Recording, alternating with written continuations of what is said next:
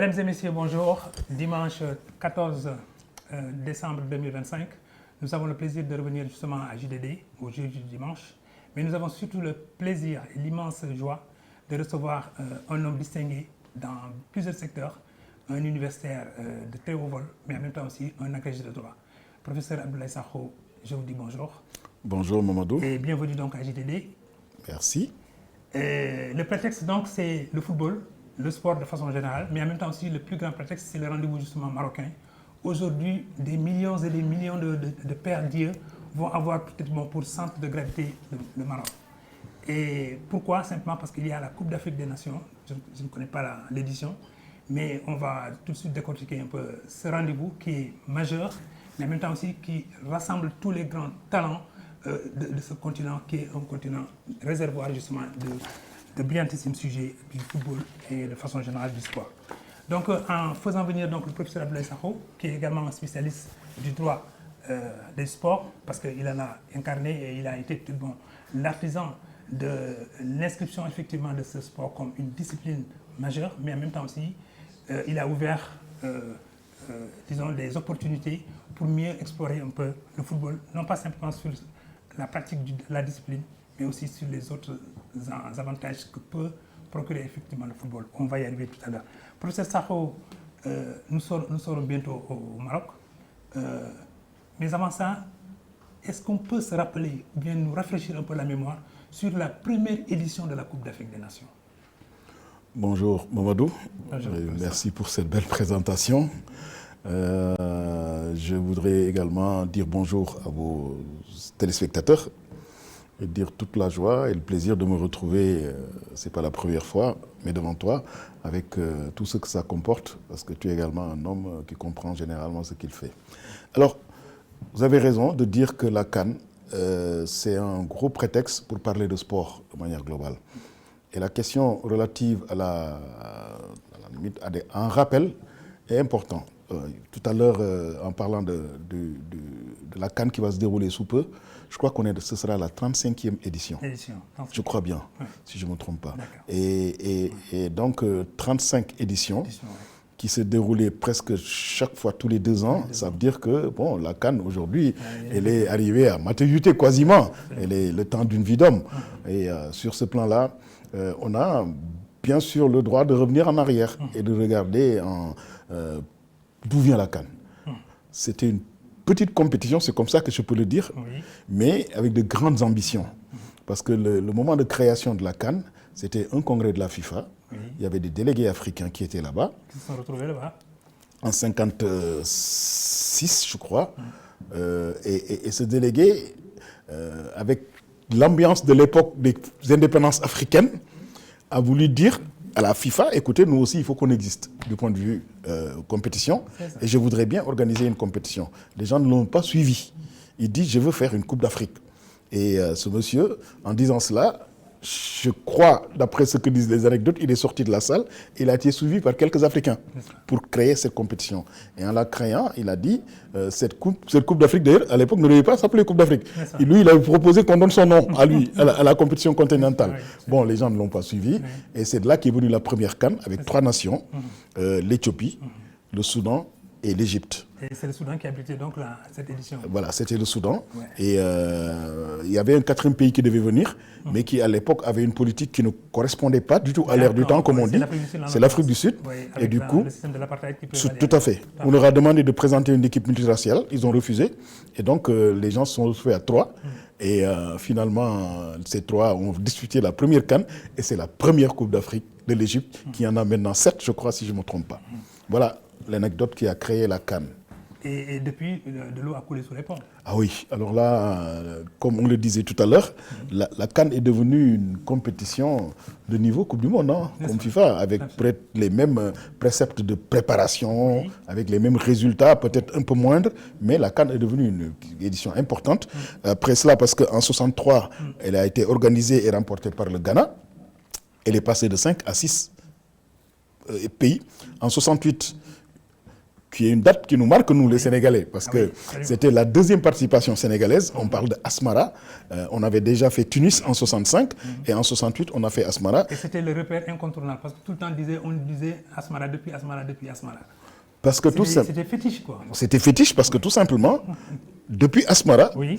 on est resté je ne sais pas combien d'années. Oui, c'est en 86 qu'on est retourné. Tout à fait, en Égypte. Et pourquoi c'était fétiche? Parce que 68, l'équipe qu'on avait, elle était en mesure de prendre une première CAN pour le Sénégal. On a été éliminé, bon bref.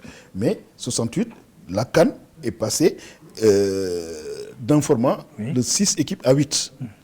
68. Ensuite, en 70, c'est revenu au Soudan. Et le Soudan a été la première édition qui a bénéficié de la télévision. Tout à fait. Ensuite, le tournoi, on retrouve notre pays, 92, Sénégal 92. Je crois qu'on a encore des souvenirs de Sénégal 92. C'était un peu douloureux. Oui, quand même. On avait organisé dans le but de gagner parce qu'en 90 à Alger, le Sénégal était allé jusqu'en demi-finale. On a été éliminé par le pays, je crois, qui était organisateur. Oui, c'est l'Algérie. C'est l'Algérie qui a gagné la CAN finalement. Oui, et bon, les Sénégalais se sont dit, on peut organiser nous également. Et on est allé chercher un sorcier blanc, Claude Leroy, qui avait permis au Cameroun de gagner. Et on a organisé en 92. Bon, cette édition, on est passé. Ça a continué, mais l'édition a été marquée par une anecdote. La finale, je ne sais pas si vous vous rappelez, les tirs au but entre le Ghana et la Côte d'Ivoire, je crois qu'ils sont allés à 11 tirs au but, pour que la Côte d'Ivoire puisse gagner finalement. Donc c'était déjà une des premières anecdotes de la CAN. Ensuite, l'Afrique du Sud, qui a été réintégrée, a pris le relais et l'Afrique du Sud a bénéficié d'une politique d'ouverture que Mandela prônait. Et c'est la période où l'Afrique du Sud organisait toutes les compétitions sportives au niveau mondial, au niveau de rugby et tout cela, voilà, en raison de l'apartheid. Et ils ont organisé la CAN et ils l'ont gagnée. Et cette fois, elle est passée à 16 équipes. Après ces 16 équipes, ça restera jusqu'en 2019. 2019, c'est une date également qui nous marque parce qu'on est allé en finale. Malheureusement, on a perdu devant l'Algérie. Et c'est la suivante, on l'a gagnée. Mais c'est en 2019 que c'est passé à 24 équipes. Et après maintenant, c'est 35e édition qui va se dérouler au Maroc. Pas être historique également parce que ce sera la première fois qu'on va avoir 24 nations avec l'idée que ces 24 nations ont toutes été une seule, pour chacune, au moins une fois à la CAN. Donc, toutes les nations ont l'expérience de la CAN. C'est ça. Alors, tiens, ça c'est intéressant ça. Que toutes les nations ont au moins une participation justement à la phase finale. Toutes les 24. Okay. Toutes les 24. Donc il n'y aura pas de novices. Il y a attente de relèvement du niveau. Voilà. Moi, c'est pour ça que je dis qu'en dehors du fait que c'est passé à une compétition majeure au plan de l'organisation et de l'économie et tout cela, c'est également au niveau technique ça devient quelque chose.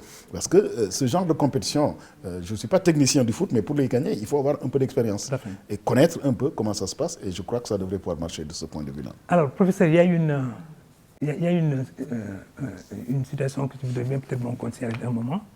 Il fut une période où les chefs d'État, chacun en organisant effectivement la coupe, voudrait se l'approprier et donc l'organiser pour la gagner.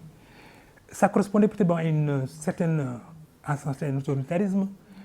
Et puis ensuite, les nations qui participaient donc à la phase finale, certes, elles compétissaient pour gagner la coupe, mais en même temps aussi, il y avait un arrière-plan, toute une fierté nationale, toute une gloire qu'il fallait construire autour justement de la Coupe d'Afrique des Nations en la remportant. Notamment la Guinée, je pense le Cameroun, je pense aussi peut-être à l'Éthiopie, à la RDC. Donc il y avait des chefs d'État qui étaient derrière, mais en même temps qui poussaient pour que les gens aillent jusqu'au bout de leurs efforts.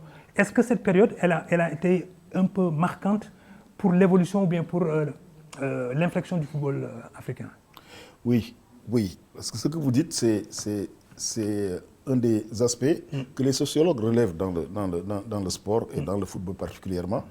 Parce que les équipes nationales, les compétitions peuvent remplacer le manque ou le défaut de projet fédérateur dans un pays. Il y a des moments où dans un pays, rien ne va. Ça va dans tous les sens, les gens ne sont pas d'accord entre eux, il y a des guerres ethniques, il y a du n'importe quoi. Et je vois un jeune Ivoirien il y a quelques années qui avait fait une chanson en disant le but de Drogba à je ne sais pas où a permis à ce que les rebelles cessent et mettent les armes à terre, quoi, pour vous dire. Pour jouer un peu. Pour jouer sur ce moment-là. Vous avez parfaitement raison de dire cela. Et donc, ça appelle également à la relation entre le sport et la politique. Tout à fait. Les politiques, souvent, veulent jouer et utiliser le sport pour fédérer leur peuple. Et ça ne date pas de maintenant, et ce n'est pas seulement africain. Si je prends... les pays de l'Est, par exemple. Mais Coubertin, on parle de lui, mais c'était pour marquer la vision aristocratique du sport, c'était un peu cela. Mais au-delà de Coubertin, l'Allemagne nazie, Hitler, les Jeux Olympiques de 1936 à Berlin, c'était pour montrer la supériorité du droit, c'était ça qu'il voulait. Voilà. Owens, devant Hitler, il a boudé. Tout à fait. Et donc, c'est pour vous dire que le politique a toujours été présent de ce point de vue. Et même en 1972, quand ils ont organisé et qu'il y a eu les dégâts là, avec les attaques palestiniennes et tout cela, Willy Brandt, je crois qu'il avait organisé pour conjurer le mauvais sort de 1936 en disant l'Allemagne n'est plus nazie. Et malheureusement pour eux. Donc, Senghor, quand il organise les Jeux de l'amitié, je crois, Senghor, c'était pour marquer la naissance de la nation sénégalaise. Donc, sport, ça rime souvent aussi avec des attentes politiques. Absolument. Et alors, donc, passons à autre chose, professeur. Vous êtes un brillant sujet au niveau du lycée. Vous avez été aussi un brillant étudiant à l'université à Orléans. Vous êtes revenu à Dakar et vous avez eu justement votre doctorat d'État, puis vous êtes devenu agrégé. Mais beaucoup ne comprennent pas la liaison qu'il y a entre le professeur Sakho et le sport.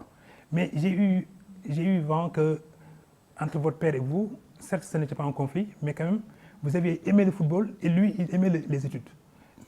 A-t-il eu raison sur vous? Parce qu'en principe aussi, le papa a toujours raison sur le fils.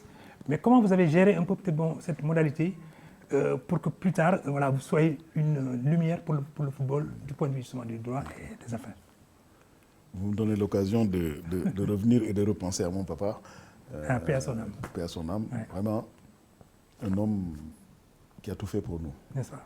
Honnêtement. Ouais. Et effectivement, il n'y a pas très longtemps, j'ai passé des anecdotes le concernant dans ma relation avec lui et par rapport au sport. Et je crois qu'il était comme tous les papas de l'époque, les parents de l'époque. C'était une époque où le sport, la musique, ce n'était pas des moyens d'épanouissement, comme on dit. C'est ça. Bon, ça vous donnait une certaine aura dans le quartier, vous étiez connus, les filles et tout cela. Tout à fait, bon, ça mais très sincèrement, ce n'était pas fait pour l'avenir. Et donc, les parents étaient très regardants sur ces questions-là. Et donc, il paraît que je jouais bien au foot. J'ai eu des frères et tout cela qui jouaient bien au foot. Mais le papa, c'était les études d'abord. Ouais. Pour lui, c'était les études. Et quand vous dites qu'il a eu raison, je crois qu'il a eu raison sur moi. Il a vraiment eu raison sur moi, à un point tel que je crois que personnellement, je ne regrette pas ce que je suis devenu. Je dis à un point tel que quand je suis allé pour les études, justement, et qu'on jouait entre étudiants là-bas, l'équipe locale, ils m'ont vu jouer au football, ils sont venus nous dire, bon, il faut signer une licence. Moi, je suis allé le faire avec un ami. Lui aussi, il est décédé maintenant, paix à son âme. On est allé, et au bout de 2-3 jours d'entraînement, parce que les gens, ils jouaient la nuit, avec, et il fait froid, les réverbères et tout ça. Quand tu rentres, tu es fatigué, tu ne fais pas tes études. Et j'ai dit à ce copain-là, oui, je crois que les vieux, ils nous ont dit d'aller faire des études. Moi, j'arrête. Or, on était payé plus que la bourse que l'État du Sénégal nous donnait. Voilà. Et donc, j'ai dit, on arrête, et c'est comme ça que j'ai arrêté. Mais ça n'a pas empêché mon amour pour le foot, ma passion pour le football. Et à la fin de mon séjour en France, quand j'ai terminé et que je faisais le DEA, j'avais plus de bourse. Je cherchais du travail. Je suis entré dans une rédaction, l'un des plus grands quotidiens de la presse régionale française. C'est ça. Orléans, Tours, Angers, Poitiers, la rédaction de Orléans. Je suis entré là-dedans. J'ai dit, je cherche du boulot. Et ils m'ont dit, allez au sport, quelqu'un a besoin. Je dis, pour moi, c'était pour prendre les paquets et les mettre de côté de la manutention. Quoi. Et le gars, il me regarde, il me dit, vous faites quoi? Je lui explique. Il me dit, mais vous êtes plus fort que moi, vous avez plus de diplômes que moi. Le chef du service des sports. C'est ça. Il me dit, bon, écoutez, est-ce que vous voulez... J'étais étonné, puis je dis, OK. Et comme ça, j'ai accepté. Et le dimanche suivant, ils m'ont donné une carte de correspondant de cela. Et je suis allé voir un match de foot. J'ai fait la rédaction. J'ai fait la relation. Mon premier papier, c'était très dur parce que je gommais, j'écrivais, je reprenais. Et je suis allé déposer à la rédaction. Ils ont apprécié. Et du coup, ils m'ont donné une carte de presse de la Fédération française de football. C'est comme ça que je suis devenu votre confrère à l'époque. Voilà, j'étais votre confrère. Bravo. Et on écrivait des articles et on dictait. À la fin, je dictais même mes articles directement sans les rédiger. Voilà un peu ma relation avec le sport. Très bien. Vous suivez donc JDD sur e-radio et sur ITV, bien sûr. Et nous recevons donc le professeur Abdoulaye Sakho, qui est agrégé de droit et en même temps aussi professeur à l'université de Dakar. Professeur, nous marquons une petite incursion dans un milieu qui est assez hermétique, c'est le milieu justement des top dirigeants, des grands clubs. Je pense que vous-même, aujourd'hui, certainement, vous êtes vice-président du Jaraaf, m'a-t-on dit. Tout à fait. Mais à partir du moment où peut-être maintenant le football commençait à intéresser le grand public. Mais pas que. Ça commence aussi à intéresser les sociétés, les firmes, les multinationales. Est-ce que vous aviez senti un peu une inflexion peut-être de la trajectoire du football à partir maintenant de la curiosité que développait ce football vers des sociétés multinationales, vers des sociétés privées, vers des banques, pour certainement améliorer un peu l'ordinaire du football, mais en même temps aussi l'ordinaire des footballeurs? Tout à fait. Ça, après, c'est pour ça que j'aime bien discuter avec vous. Après la relation entre le sport et la politique, vous êtes en train de poser la question de la relation entre le football et l'économie. Et c'est vrai, c'est vrai. Le sport, dans des pays comme les nôtres qui avons vécu sous l'ère protectrice de la France, c'est comme ça que je peux dire, Oui. pour nous, le football, le sport, c'était du service public. Et c'est des subventions de l'État, point, c'est tout. Il n'y avait pas besoin de gros financement, on se limitait à cela. Mais après, il y a eu une sorte d'évolution. Et l'exemple de l'Europe est là pour le prouver. Au tout début, le financement du sport et des clubs sportifs, des clubs de football, ça passait par la billetterie, point. Les billets. Uniquement. Uniquement. C'était ça la source de revenus. Et ça, c'est juste dans les années 80 en France. Hein. Oui. Malgré le fait qu'ils ont introduit le professionnalisme, je crois que c'est dans les années 30, mais on vivait toujours de la billetterie et puis de quelques subventions de municipalités. C'était tout. Après, ça a changé. Quelque temps après, ils se sont rendus compte, au bout des années 80, ils ont commencé à utiliser autre chose. Et ce autre chose, c'est un peu la télévision. C'est ça.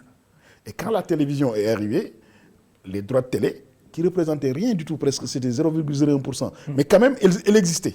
Après, dans les années 90, ça a été la manifestation sportive, la compétition sportive a été transformée en spectacle par une chaîne de télévision, je ne fais pas de publicité, mais qui a été créée et dédiée uniquement au sport et au cinéma en France. Vous savez Non, vous pouvez même la nommer, parce que j'ai travaillé a aussi créé, Canal, oui. voilà, Canal a travaillé, a créé cela pour avoir...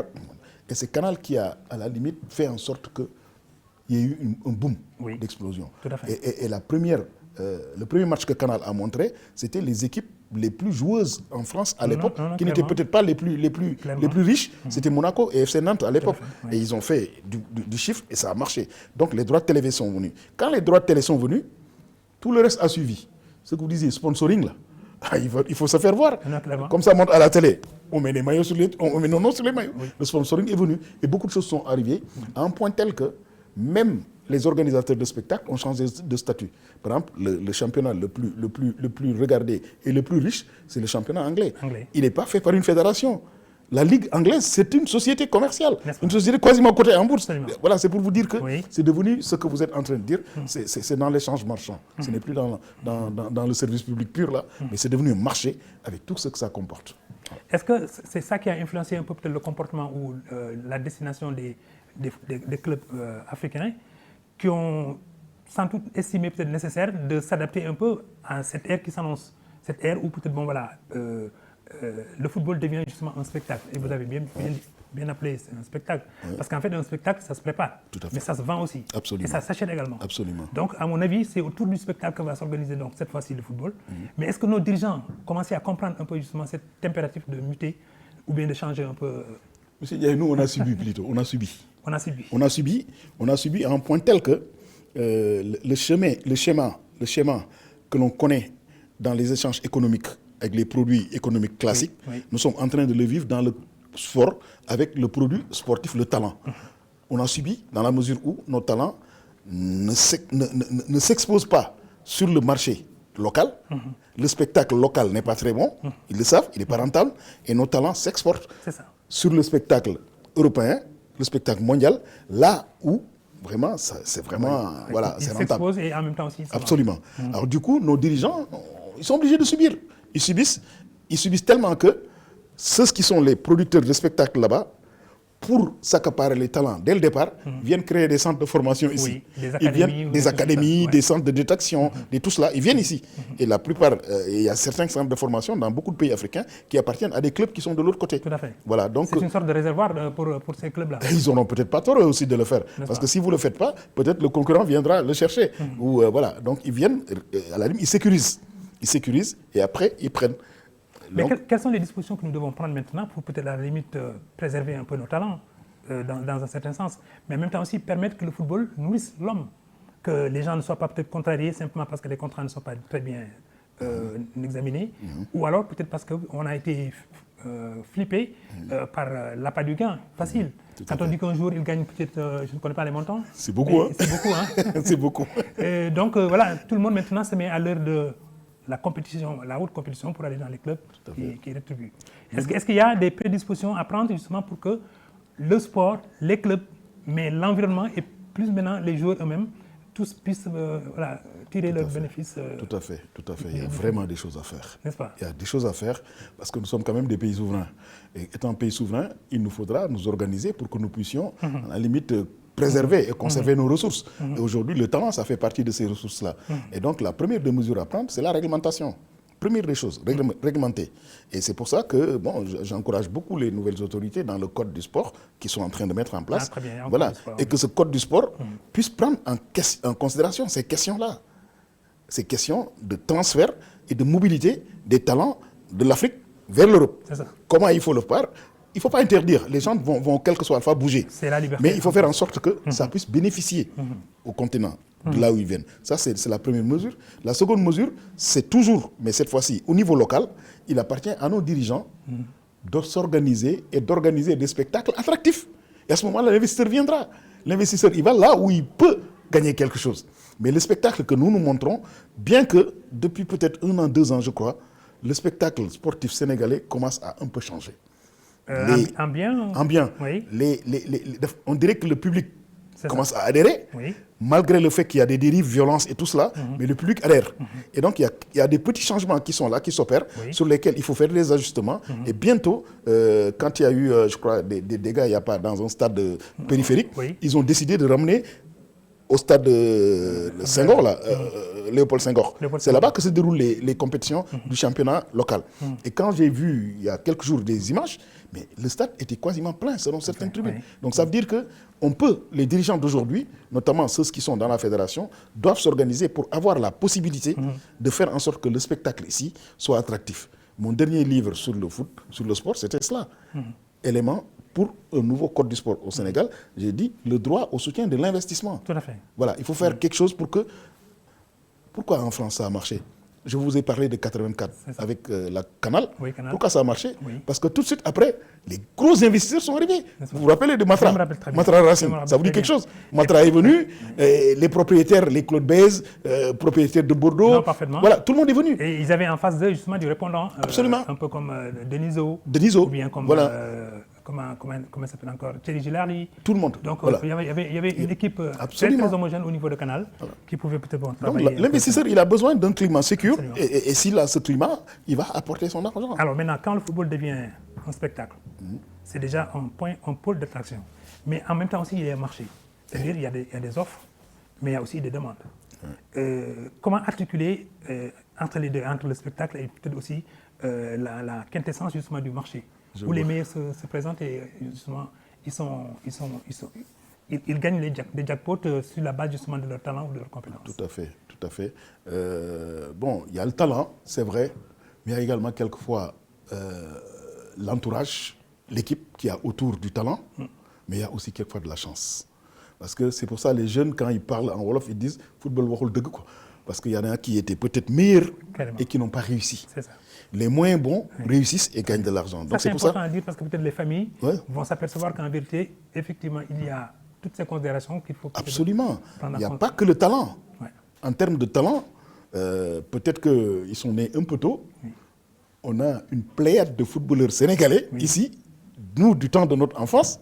Quand vous les regardiez, vous vous dites Messi n'était pas meilleur qu'eux. Alors j'ai envie que vous me donniez des noms.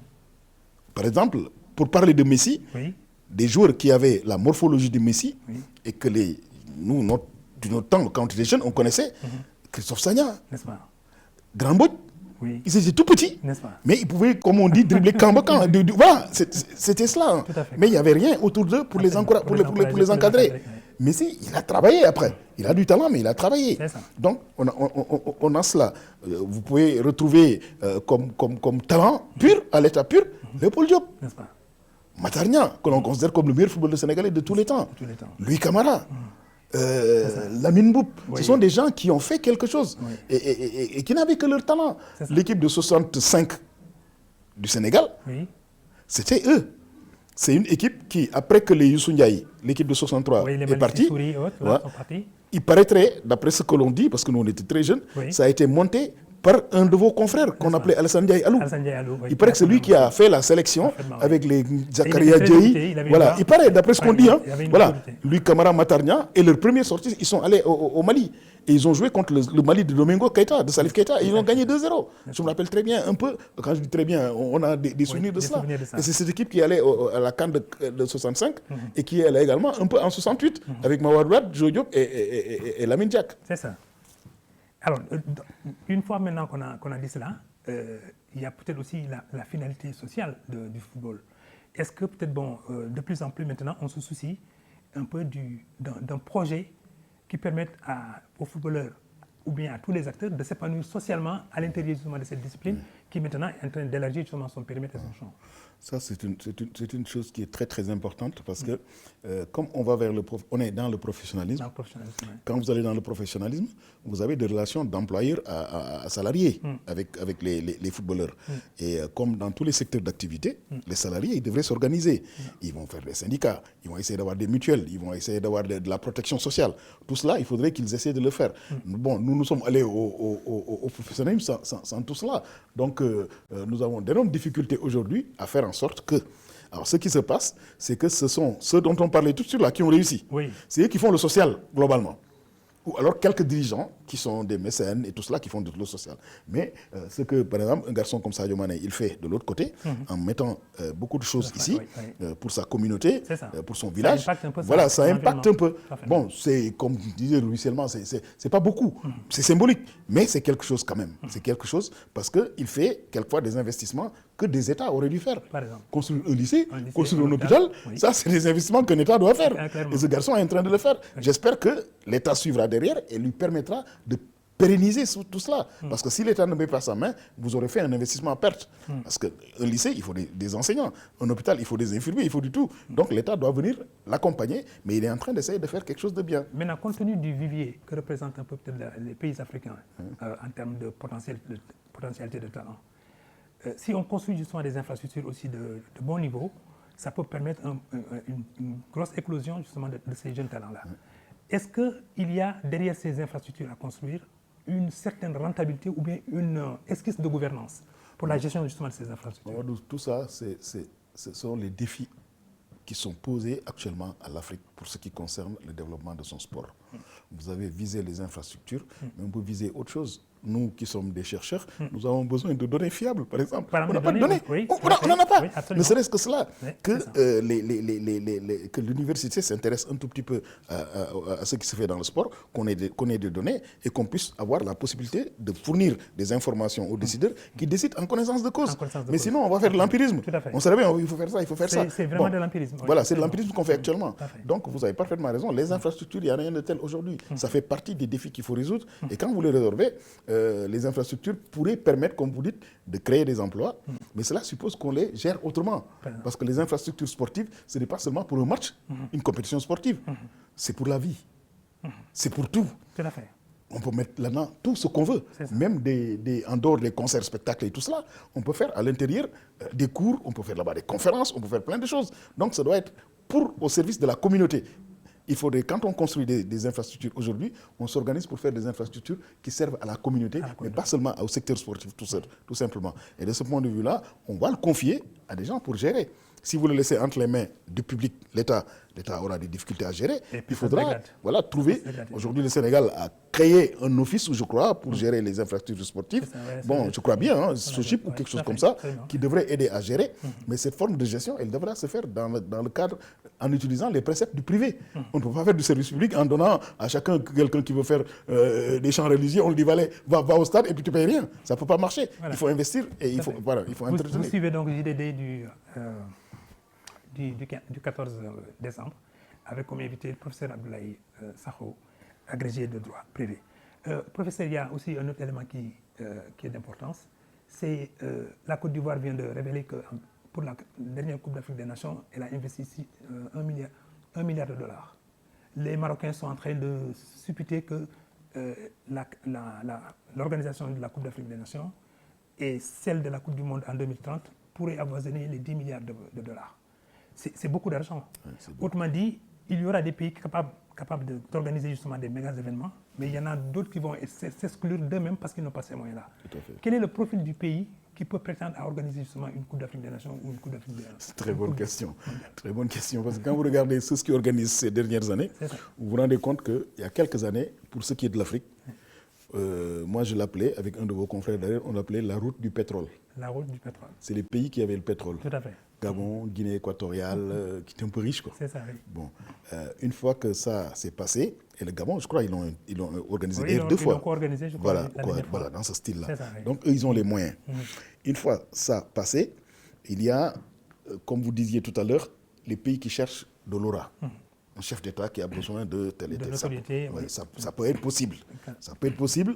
Et quand je regarde aujourd'hui le Maroc, qui essaye de se positionner du point de vue africain comme un leader diplomatique, économique et tout cela, et le Maroc a une capacité, une facilité de décision que n'ont pas les pays comme les nôtres. Tout à fait. Démocratiques, là, avec les parlements, les trucs. Raison de la monarchie. Là-bas, c'est un roi qui décide, et puis on n'en parle plus. Fait, ouais. Donc le roi a décidé d'investir dans le football, surtout particulièrement, et c'est pour cela que pour le Maroc, c'est aucun problème, c'est devenu un élément j'allais dire, de stratégie pour le Maroc. Donc ils vont investir là-bas.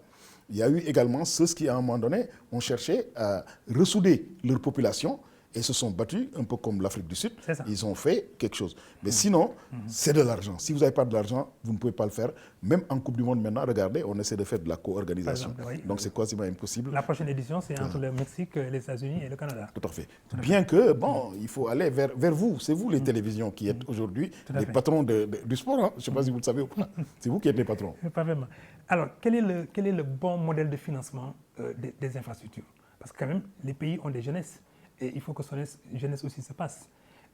Quand je vois tous ces pays qui ont de la jeunesse, qui préfèrent prendre les pirogues, peut-être, bon, et ensuite risquer leur vie justement au large, quand il y a du sport, qui peut être effectivement cette plateforme qui accueille autant de jeunes qu'il y en a, il y a probablement maintenant à réfléchir, et c'est un de vos lots, à réfléchir donc sur les modes d'attraction de ces pays, mais en même temps aussi sur les modes de financement de ces infrastructures.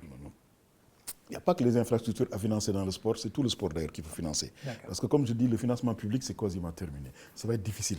Voilà, des pays comme les nôtres... Maintenant, place au privé. Voilà, on a d'autres priorités. Honnêtement, on a d'autres priorités. Oui. Et peut-être certaines populations ne comprendraient pas qu'on mette beaucoup d'argent dans le sport. Bien que, bon, voilà, le sport peut être une porte de sortie, comme vous dites, pour les jeunes qui prennent les pirogues et tout ça, qui s'en vont. Mais ce qui finance le sport aujourd'hui, c'est vous. C'est la télévision. C'est la télévision qui finance le sport. Et quand vous prenez les bilans de la FIFA, qui est un empire financier, quand vous prenez la CAF, ce qui entre dans la totalité des ressources, je crois que la télévision occupe presque la moitié. Les droits de télévision, on les appelle les droits de retransmission. Et ça a fait, il n'y a pas très longtemps, l'objet d'un débat, d'ailleurs, ici en Afrique, auprès du diffuseur et auprès du propriétaire du spectacle. La CAF, propriétaire d'un spectacle, a décidé de donner à quelqu'un le soin de commercialiser. Et c'est quelqu'un, c'est une chaîne de télévision qui est basée au Togo, et qui a décidé de donner quelques trucs et tout cela. Enfin, c'est cher. Aujourd'hui, si le Sénégal voulait montrer les 52 matchs, ou je ne sais pas combien de matchs, ça va être compliqué. C'est presque 2 milliards. Et est-ce que la RTS peut faire cela? Et bon, voilà. C'est ce genre de choses-là qui fait de telle sorte qu'on est un peu limité. Donc, celui qui va être enrichi, le propriétaire du spectacle, plus son intermédiaire. Sinon, les États, et je l'ai posé il n'y a pas très longtemps, je me dis il faudrait qu'on regarde le modèle à nouveau, Mamadou. Parce que ce spectacle, tant que ce sont des privés qui le font, si c'est un artiste qui fait son spectacle, il n'y a pas de problème. Si c'est un club privé, une société qui est une société privée, il n'y a pas de problème. Mais quand c'est des États, il faut qu'on regarde quand même. Parce que l'équipe nationale a un statut qui n'est pas le statut d'une société privée. Non. Et donc, quand l'équipe nationale joue, normalement, tout le monde doit le voir. Et ce sont les équipes nationales africaines qui intéressent l'Afrique, qui vont aller jouer, et on demande aux Africains de payer des sommes folles. Et surtout qu'elles portent les couleurs nationales. Justement. Autrement dit, c'est elles qui réunissent ou fédèrent un peu peut-être dans toute la nation. Par exemple. Donc, le modèle de la CAF, il faudrait revoir cela un peu. Moi, je dis que la CAF a le droit elle est association privée, elle a le droit de vendre et de gagner de l'argent. Mais il faudrait, quand il s'agit des équipes nationales, qu'on regarde si elle était très forte, si elle avait fait ce qu'il fallait, elle aurait pu organiser les clubs de football privés et elle organise comme le font l'UEFA avec la Ligue des Champions. À ce moment-là, c'est des privés. Real Madrid, c'est des privés. Barça, c'est des privés. Et là, vous pouvez faire et vous vendez à celui qui veut.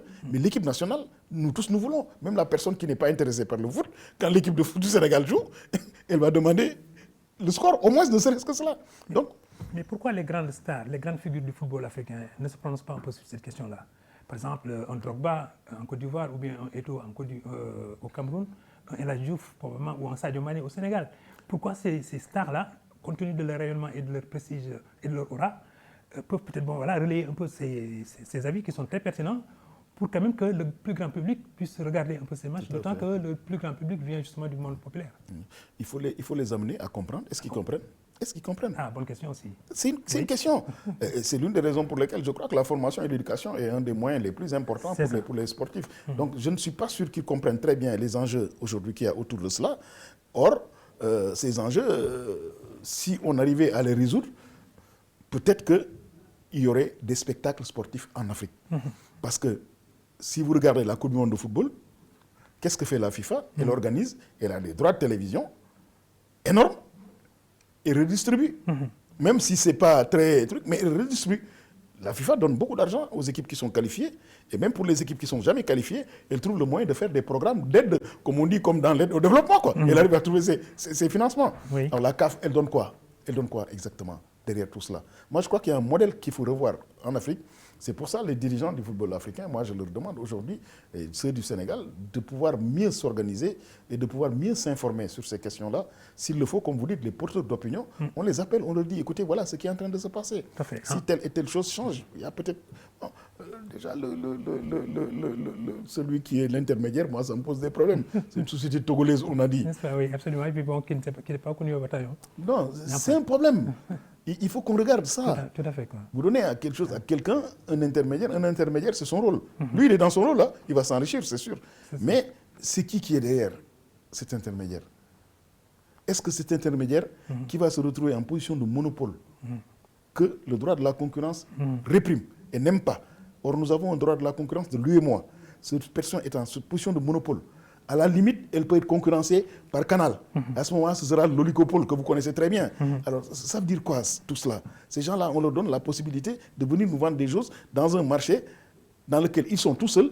Or, il y a une réglementation qui interdit cela, d'abuser de ces positions dominantes. Est-ce qu'on peut avoir le sentiment que, nonobstant un peu peut-être cet aspect qui mérite effectivement un éclairage de beaucoup de monde, mais en même temps aussi peut-être que les porteurs d'opinion puissent relayer justement cet avis parce qu'il est pertinent. Maintenant, l'idée, c'est de voir dans quelle mesure le football africain, puisqu'il se singularise par un certain sous-développement, mais en même temps aussi peut-être une éclosion de talent et en perspective, et beaucoup commencent à se dire que, tiens, après l'Europe et après l'Amérique maintenant, le prochain lieu du vrai spectacle du football, ça va être l'Afrique. Ça l'est même en ce moment, puisqu'il n'y a pas un club en Occident qui joue sans une perle africaine. Qu'est-ce qu'il faudrait faire maintenant pour que peut-être l'Afrique puisse gérer son avenir, mais en même temps aussi entrevoir ces perspectives-là comme des perspectives reluisantes? Je vois ce que vous êtes en train de dire, mais la conclusion, c'est-à-dire il faut nuancer. Quand on dit après l'Asie, après le truc, ça va être l'Afrique, je ne suis pas sûr, de par la tendance qu'on a actuellement, je ne suis vraiment pas sûr que le spectacle sportif se déplacera en Afrique. Deux exemples récents pour la CAN là. Vous avez entendu parler de date de la CAN. Ça pose des problèmes. Ça pose des problèmes aux employeurs européens. C'est eux qui emploient nos talents. Ils disent, mais ils vont faire leur CAN en décembre, janvier, alors que nous serons en pleine compétition. Or, nous voyons ces jours-là. C'est nous qui payons ces jours-là. Comment il faut faire? Première question. Ça fait l'objet d'un débat. Donc, est-ce qu'on ne déplace pas la CAN? Deuxième débat, et vous l'avez suivi récemment, des clubs appuyés par la FIFA ont décidé de ne libérer les jours que 5 jours avant la CAN. Ça veut dire que notre compétition à nous, actuellement, à la limite, c'est une compétition de seconde zone. J'ai vu un entraîneur anglais, ce matin, je l'ai lu, il disait, écoutez, la CAN, elle est importante également. Il faudrait qu'on la respecte. ils sont en train de faire en sorte que le spectacle, comme on le dit, ne puisse jamais se dérouler dans les conditions qu'il faut en Afrique. Si on veut avoir du bon spectacle, il faut aller en Europe. Et donc le spectacle aujourd'hui, le centre du spectacle, c'est en Europe, c'est en Amérique, c'est un peu partout. C'est dans ces zones-là. Nous risquons de ne jamais avoir le spectacle. Sinon, des footballeurs de seconde zone qui vont se déployer au stade Demba Diop, les gens ne viennent pas nous voir. Les télévisions ne vont pas venir voir le professeur Sarr jouer au foot. Alors que si on avait pu garder quelques-uns de nos talents ici, peut-être qu'il y aurait un bon spectacle et ça viendra. C'est pour ça que je dis nos dirigeants sportifs, aujourd'hui, ils devraient faire en sorte qu'il y ait du spectacle ici. Parce que le spectacle, c'est ça le sport aujourd'hui. Ce n'est pas de gagner une compétition. Gagner une CAN, oui, ok. Mais prenez le spectacle. Parce que dans le sport d'aujourd'hui, les sociologues ont dégagé 2 directions. Ils disent le sport qui se regarde et le sport qui se pratique. Le sport qui se pratique, c'est celui, comme on joue, on tape sur le ballon. Ça ne se développe pas beaucoup. Par contre, le sport qui se regarde, c'est ça qui est devenu important. Et ce sport qui se regarde, c'est dans ce sport-là qui est regardable, si vous me permettez l'expression, c'est dans ce sport que les investisseurs sont. Regardez, les vrais sports qui sont rentables réellement, en dehors du foot, les vrais sports, comme je dis, dans lesquels même la France a des difficultés à poser des champions. Parfaitement. C'est le golf. Le sport automobile. Tennis. Formule 1. Grand Prix moto. Ce sont ces sports-là aujourd'hui que des pays comme les pays arabes sont en train de récupérer. Et dans ces sports-là, ceux qui investissent, c'est les grands fonds d'investissement. Dans McLaren, c'est des fonds d'investissement. C'est des fonds d'investissement qui sont à l'intérieur. Ils commencent à prendre en compte le foot. Mais il y a d'autres sports qui sont des sports qui se pratiquent. Et c'est là-dedans que la France a des médailles souvent, si vous regardez bien. Judo, gymnastique, handball. Handball. Voilà, ce sont ces sports-là dans lesquels, c'est ça qu'on appelle le sport qui se pratique et qui est encore dans le service public, qu'on fait dans les lycées, qu'on fait dans les trucs. Mais le vrai sport qui rapporte beaucoup, nous, on est absent de cela, en dehors du foot. Mais vous faites une incursion remarquable justement sur un aspect qui échappe peut-être un peu à la vigilance de tout le monde en Afrique. C'est-à-dire qu'on est en train de rogner justement sur nos vraies prérogatives. Et si nous ne faisons pas attention, en fait, c'est-à-dire nous ne sommes qu'un puits et les gens viennent peut-être exorer l'eau et aller peut-être la distribuer ailleurs. Comme dans tous les autres secteurs. En échappant, effectivement, on ne connaît même pas peut-être la valeur intrinsèque de nos footballeurs. Mais comment s'apprécie et se jauge la valeur d'un footballeur? C'est un marché aujourd'hui. Il y a même des logiciels qui permettent de déterminer la valeur d'un footballeur en temps T. Et les agents de joueurs, ils ont ça. Ils regardent et ils disent, bon, Mamadou Ndiaye, il vaut tant en 2025, aujourd'hui, en janvier, tel et tel. En fonction... Vous avez vu comment ça s'est développé, les statistiques aujourd'hui? Absolument. Voilà, ce sont ces statistiques-là. Il y a des gens qui développent des logiciels. Quelquefois, quand les matchs se terminent, vous voyez les joueurs avec des espèces de trucs noirs, là. Voilà, ça, c'est peut-être pour... C'est pour les statistiques. Il a couru combien de temps, il a fait combien de kilomètres, il a combien de tacles. Mais ça, il le porte pendant qu'il joue. Pendant qu'il joue. Vous n'avez pas remarqué que quand ils sortent le maillot, il y a toujours les trucs noirs. J'ai bien vu. Voilà, c'est des logiciels pour ça. C'est des trucs qui sont à l'intérieur. Je vous assure, pour les statistiques, on va dire Gana Gueye, il a fait 20 tacles, l'autre il a fait tel, Bon, voilà. Et c'est comme ça que ça marche maintenant. Et du coup, également, on est en train même de tuer notre sport, qui était un sport collectif, pour lequel les gens doivent jouer ensemble. On s'organise pour en faire un sport individuel. Et rappelez-vous, le conflit entre Sadio Mané et Salah, Mohamed Salah, qui va marquer le plus grand nombre de buts. L'autre, il passe son temps à lui donner des passes, alors que l'autre, il s'occupe de ses statistiques. À ce niveau, c'est vraiment les égos surdimensionnés qui s'affirment. Complètement. Vers la fin, quand on arrive vers le ballon d'or, les trucs comme ça là, les joueurs ils commencent à être très individualistes. Vous pouvez donner à la personne pour qu'il marque, vous allez tout faire pour marquer. Eux-mêmes s'en aperçoivent, quoi. Voilà, eux s'en aperçoivent.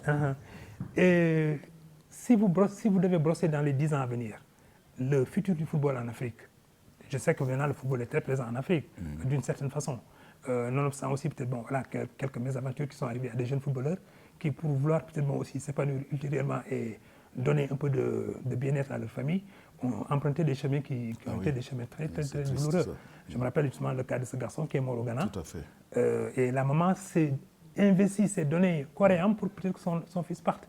Mais que pouvez-vous conseiller justement à des familles, peut-être qui ne sont pas dans le désespoir quand même, mais qui sont simplement dans une organisation un peu cellulaire, pour vouloir peut-être encadrer un enfant, alors que peut-être il y a des circuits, il y a des hommes, il y a des structures qui peuvent peut-être aider l'enfant à mieux s'épanouir et puis à être dans des créneaux quand même plus ou moins connus et appréciés. C'est un épisode très triste. Ouais. Ça. Et malheureusement, je crois que ça se passe dans beaucoup de pays africains, que des jeunes qui ont été subjugués par la réussite de certains et se disent, nous aussi, on doit pouvoir y aller. Tout à l'heure, je vous disais que ce n'est pas que du talent. La chance.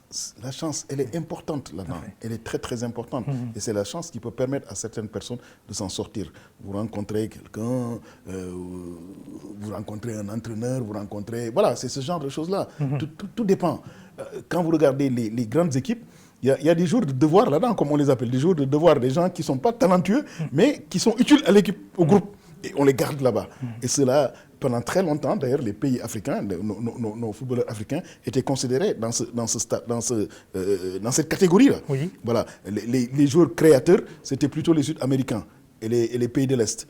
Les joueurs défenseurs, machin et tout cela, c'était nous, l'Afrique. Voilà, c'est un peu cela, comme ça qu'ils le voient. On avait peut-être compartimenté un peu voilà, les division du travail.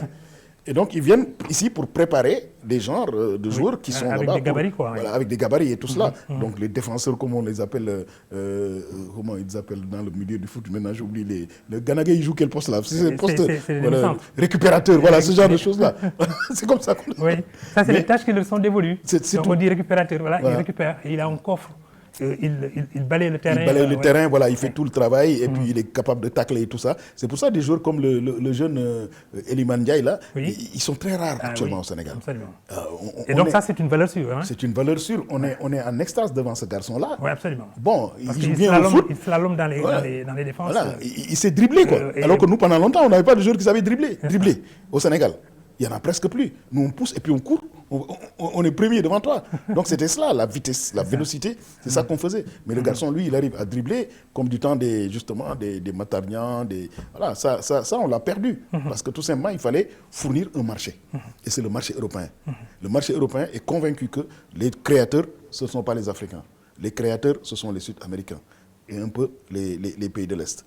Par contre, les bagarreurs, c'est en Afrique. On va chercher des défenseurs ici. Tout à fait. Voilà. Mais professeur, à partir de quand un footballeur commence à s'intéresser un peu à sa reconversion, est-ce qu'il y a un âge ou bien une limite à ne pas dépasser, ne serait-ce que pour peut-être par ses artères, ou bien par ses vertèbres, ou alors peut-être par son âge, caché ou révélé, hein, je n'en sais rien. Mais est-ce qu'il y a un moment où peut-être où le footballeur, l'acteur sportif se dit, mais tiens, maintenant l'heure a sonné pour que j'amorce ma reconversion. J'avoue que je ne sais pas si est-ce qu'il raisonne dans ce sens-là, mais j'ai l'impression qu'en Afrique, on y pense un peu tard. Alors que, pour moi, et c'est pour ça que j'ai fait ces formations-là, le sportif, il pense à sa reconversion dès le début, dès le départ où il dit que moi, je veux être sportif. Oui. D'ailleurs, vous êtes à la tête justement d'un institut qui s'appelle EDGE. Voilà. J'aime bien l'acronyme. EDGE, c'est un pont, non? EDGE, voilà, c'est un pont. C'est l'acronyme justement de école de droit, de gestion économique. Voilà. Donc là-dedans, on essaie de développer un système de formation un peu différent de ce qui se fait dans les universités classiques. Parce que moi, je l'ai fait pendant 30 ans, cela. Je vois là où ça mène. Tous nos dirigeants ont été formés par nos universités. Mais je crois qu'aujourd'hui, les besoins en éducation doivent avoir un objectif qui est plus tourné vers la possibilité de faire en sorte que les sortants puissent s'épanouir. Et s'épanouir, ce n'est pas seulement avoir beaucoup de connaissances, mais c'est avoir des capacités et des aptitudes. Et c'est ce que l'on essaie de développer. C'est l'une des raisons pour lesquelles, de plus en plus, je favorise les formations relativement courtes, qu'on appelle des certificats. À peu près 10 heures, 20 heures, 30 heures, voilà. On fait des licences, on fait des licences, on fait des masters, comme dans les universités classiques. On fait des BTS, on fait tout cela. Mais ce que je vois, c'est que pour une catégorie de population, elle a besoin plus de maintenir ses connaissances, parce que l'obsolescence des connaissances, elle va très vite. Elle va très très vite. Avant, vous sortez de l'université, vous avez acquis là-bas une maîtrise en économie, vous pouvez rester avec votre maîtrise en économie dans votre boulot jusqu'à la retraite, avec vos connaissances. Mais aujourd'hui, vous sortez avec un diplôme, mais au bout de 3 mois, surtout si c'est dans le numérique, au bout de 3 mois, il y a de nouvelles applications. Vous êtes obligé de vous former. Et c'est pour ça que la formation, elle est importante. Oui, elle est permanente aussi. Elle est permanente, voilà. Oui.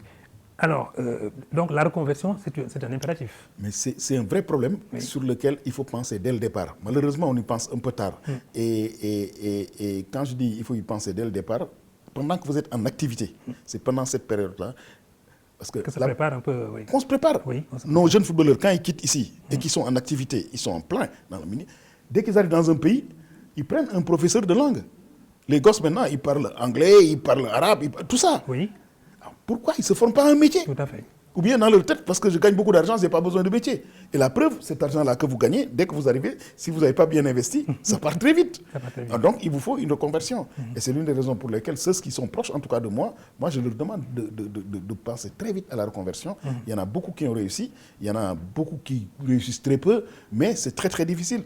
Dans l'équipe de 2002, qui nous a valu d'énormes satisfactions, ils essayent. Certains d'entre eux sont dans les directions techniques des équipes, certains sont dans la presse, certains sont... Voilà, c'est un peu cela. Et il faut aller vers ce sens-là. Il faut les aider à pouvoir trouver autre chose qu'un métier de ce qu'ils faisaient. Parce qu'une fois que vous avez fini de jouer au foot, on ne vous sélectionne plus. Hein, et c'est fini. Le téléphone ne sonne plus. En fait, c'est admirablement bien dit. Le téléphone ne sonne plus quand on a quitté les terrains de football, quoi. C'est pourquoi peut-être il y a aussi des situations très dramatiques dans les sports de haut niveau. Quand les pratiquants quittent justement ce sport de haut niveau, souvent, à la limite, ils vivent une situation un peu difficile. Savoir s'entourer, oui. Être prévenant, faire relativement confiance également. Je ne sais pas si c'est valable pour nous, mais la famille, de plus en plus chez les grands sportifs là, c'est la famille qui devient l'agent. Parce que l'agent du joueur. Voilà. Oui. Les Neymar, les Mbappé et tout ça, vous avez la famille autour. C'est ça. Ici, je ne sais pas si est-ce qu'ils l'ont commencé ou pas, mais il faudra savoir avec qui s'entourer. Parce que vous mettez un intermédiaire, lui, ce qui l'intéresse, c'est sa poche. Une fois que vous avez terminé, il ne vous appelle même plus, il disparaît. Or, c'est cette personne-là qui devrait vous conseiller également dans les investissements, qui devrait vous dire, bon voilà, essayez de faire telle et telle chose. Et à ce moment-là, quand vous aurez terminé, vous aurez quelque chose. Mais nous, à l'époque, c'était quoi? Acheter des immeubles. C'était ça qu'on leur disait. Et les gosses, il y en a peut-être avec lesquels ça a marché pour les immeubles. Il y en a pour lesquels ça n'a pas marché. Pour lesquels ça n'a pas marché.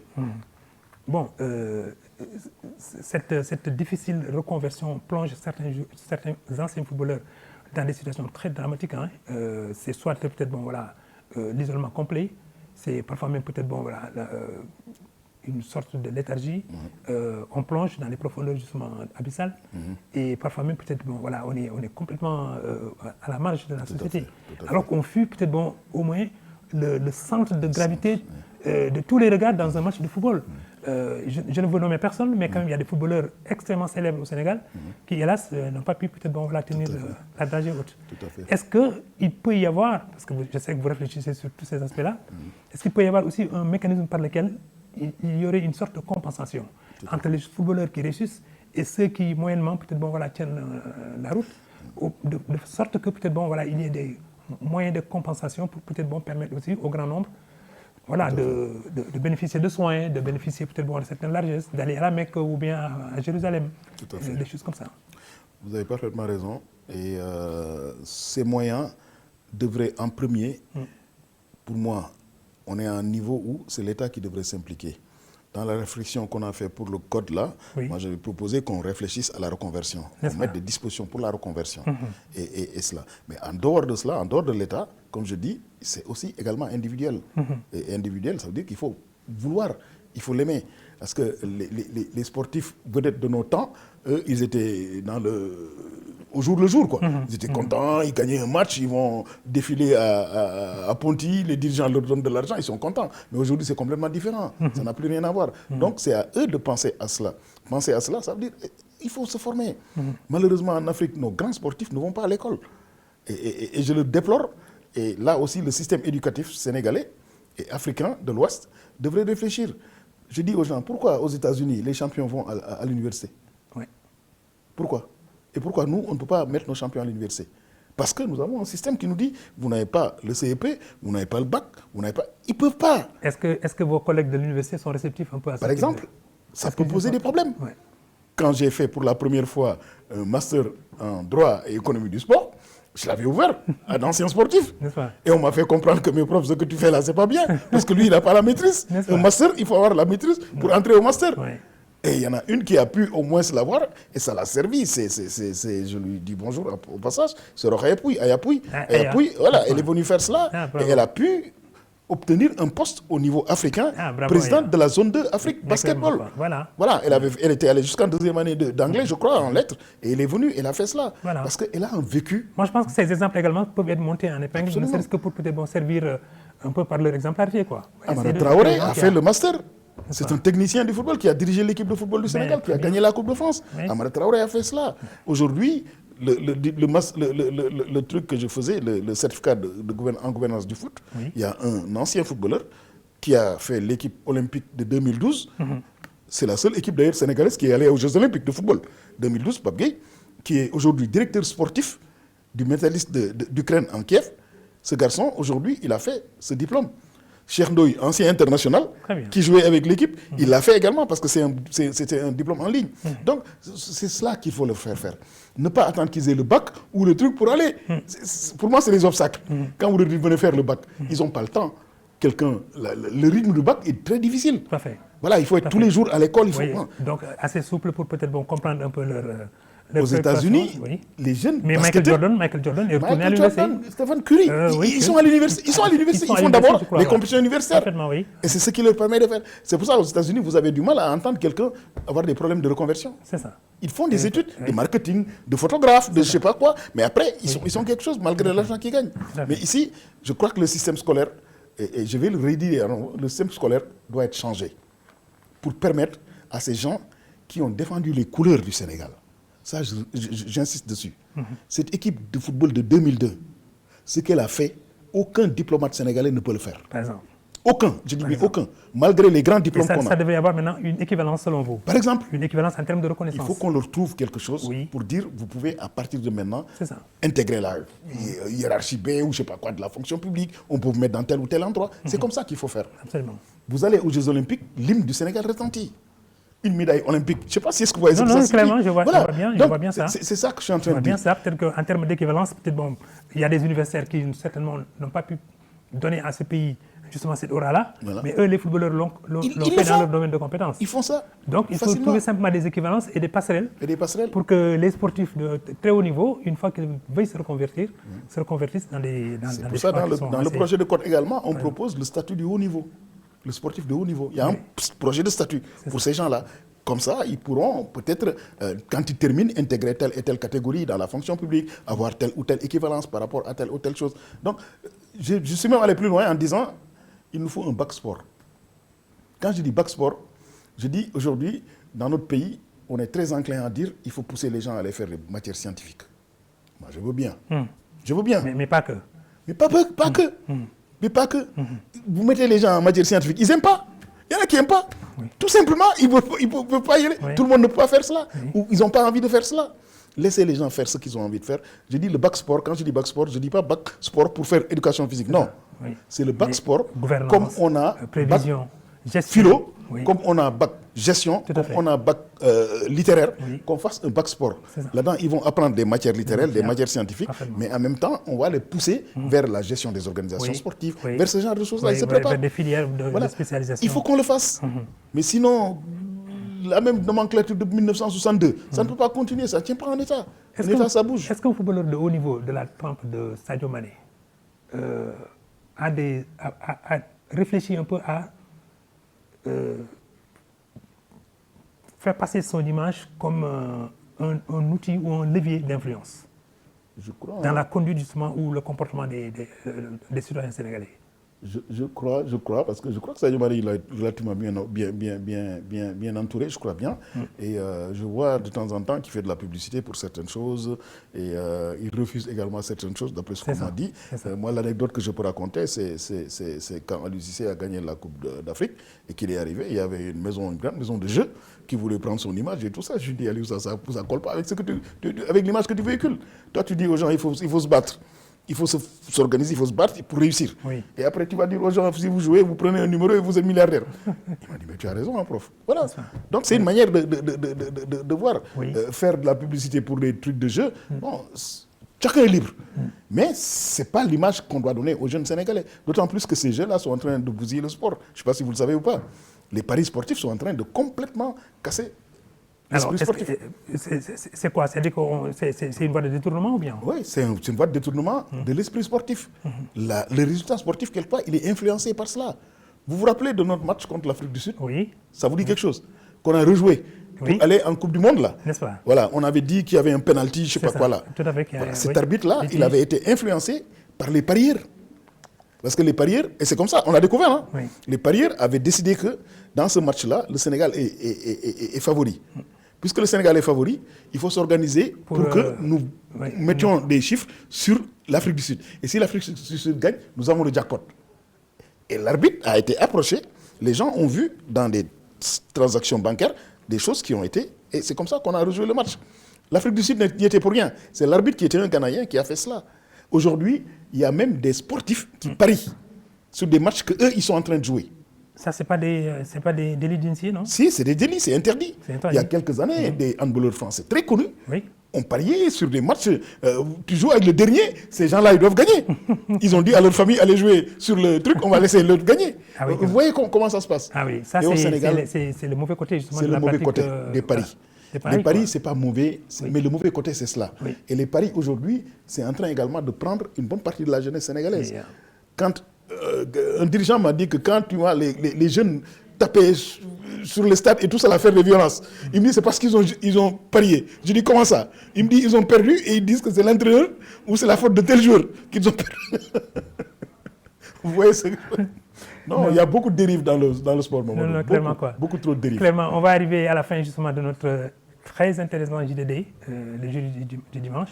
Professeur Abdoulaye Sakho était donc notre invité, un invité de marque. Mais professeur, on va terminer peut-être avec un peu le sourire. Sadio Mané a pronostiqué que l'équipe nationale du Sénégal est une équipe à craindre et à respecter. Ça, c'est un. Deuxièmement, il prône même que peut-être, il postule même, devrais-je dire, que l'équipe nationale du Sénégal fera bonne figure à la Coupe d'Afrique des Nations, mais surtout à la Coupe d'Afrique, à la Coupe du Monde. Selon vous, ça tient en quoi? Ou bien c'est juste voilà, un guerrier qui va au fond et qui doit encourager les troupes? Mais si Sadio le dit, moi je le crois. Si c'était nous qui l'avions dit, bon, on dira que c'est une parole de supporter. Oui. Mais lui, il est acteur, il est à l'intérieur. Oui. Et il sait l'état d'esprit dans lequel ils sont. C'est ça. C'est pour ça qu'il dit cela. Et Sadio est dans cette équipe depuis au 2012, moins une dizaine, je crois. oui, Ça fait très longtemps qu'il est dans cette équipe. Tout à fait. Et il connaît l'état d'esprit de cette équipe. Et s'il dit qu'on va faire bonne figure, il sait que notre équipe, ça je peux le dire, c'est l'une des équipes les plus difficiles à manœuvrer au monde. Ça je peux le dire. L'équipe du Sénégal, là, telle qu'elle est conçue là actuellement, et telle qu'elle joue. L'équipe du Sénégal ne prend pas beaucoup de buts. Je ne sais pas si vous avez remarqué. C'est ça. On ne met pas beaucoup de buts. Mais prendre des buts là, c'est très difficile pour nous les mettre. On nous le fait de temps en temps, mais ce n'est pas souvent. C'est ça. Il a fallu le Brésil, un grand Brésil, qu'il force pour nous mettre 2-0. Tout à fait. Même du temps de Aliou Cissé, là, une seule fois, 2 fois, l'équipe a pris 3-0, a pris 3 buts. Une fois contre le Maroc en amical. Dans cette équipe-là, ce jour-là, il n'y avait que des nouveaux. Il essayait quelque chose. Oui. Et en Angleterre, en Coupe du Monde, contre l'Angleterre. Et contre l'Angleterre, ces 3 buts, on les a pris. Si vous regardez l'équipe du Sénégal, au milieu de terrain, tu avais Eliman Ndiaye, Pathé Ciss et je ne sais plus qui d'autre là. Ismaël Sarr. Non, le petit Sarr là.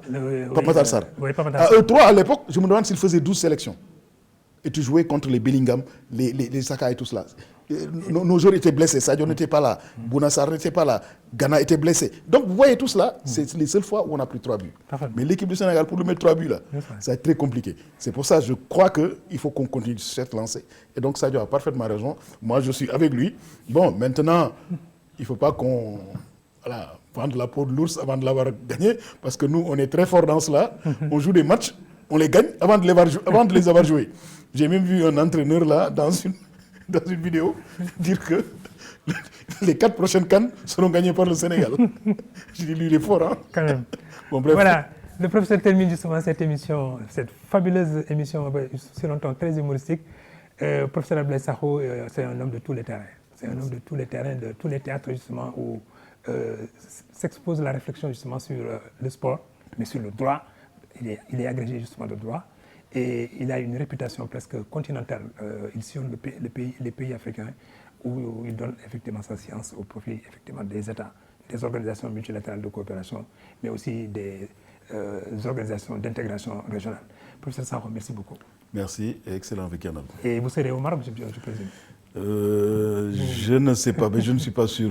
La seule fois où je suis allé dans ces compétitions, c'était symbolique, c'était l'Afrique du Sud. Voilà. Très bien. Bon dimanche et à Merci. bientôt.